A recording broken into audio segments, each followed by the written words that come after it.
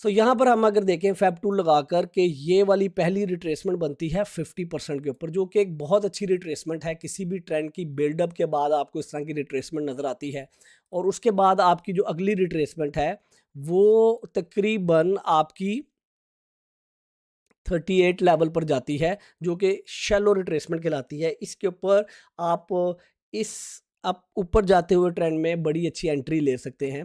और उसके बाद आपके पास अगली जो रिट्रेसमेंट बनी है वो हम देख लेते हैं फैब टूल की मदद से ही। वो बनी है अगेन 50 लेवल के ऊपर। तो हमें ये नज़र आ रहा है कि जब जब आपकी मार्केट एक 50 लेवल के ऊपर रिट्रेसमेंट ले रही है और उधर से वापस ऊपर जा रही है, तो that is a good sign for that trend.